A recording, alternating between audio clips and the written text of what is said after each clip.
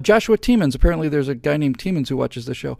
How do you know, and that's in caps, how do you know there isn't a perfect system right around the corner waiting for us to implement that would solve our problems?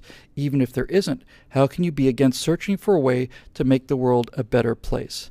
Well, that, of course, is a sarcastic question, and I'll answer it in a non-sarcastic way. I don't know that there's not a better system around the corner, but I do know that there isn't a perfect system around the corner, because perfection doesn't exist. And the search for perfection not only eliminates the good or the very good, but the search for perfection kills millions of people. So if you're saying, how do I know there's not a perfect system? I know there's not a perfect system because people aren't perfect. Nobody's perfect. Human beings are not perfect. There is no perfect solution to anything that humans are involved with. Full stop, period. But if the question is, how do you know there's not a better system than capitalism? I don't know there's not a better system than capitalism. Capitalism has many problems. As Winston Churchill said famously, democracy is the worst system of government ever invented, except for all the others. And that's really the way I feel about it. It's not perfect. It's very good. And when left alone, it's very, very good. But it's not perfect. And if somebody were to come along with a different system, I'd say, let's try it. However, if your answer to that is to say, well, there's this thing called socialism, I say, socialism is not new, and socialism is not around the corner, and socialism is not a new system. We've tried this many times. There's 200 million dead bodies in shallow graves as a result of this new idea. And at the very, very best, it turns people into dependent zombies living in a nursing home. So you don't get to try that angle with me on socialism, because socialism has been tried and tried and tried and tried and tried and tried and tried and tried and tried, and it fails. And by the way, if you look up progressives, you'll find that pictures of progressives are kind of amusing because they're all old. The progressive movement peaked 100 years ago. Progressivism is at least a century old. It is a catastrophic failure. Progressivism in the West led to socialism in the East, which led to 100 million people dead, but who's counting? So, is there a better system than capitalism? Not in the world today, there isn't. But if you're asking me, Joshua Tiemens, how do I know there's not a better system? I don't, and I would never claim that I do. There may be a better system out there. For example,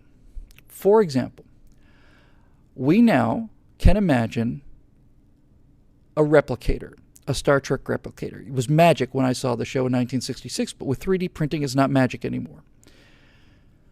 We can also imagine things like thorium reactors, which are extremely safe, very powerful. They have a high yield. They're very, very safe. They're very efficient. Now, I can imagine a world where energy is very inexpensive, virtually free.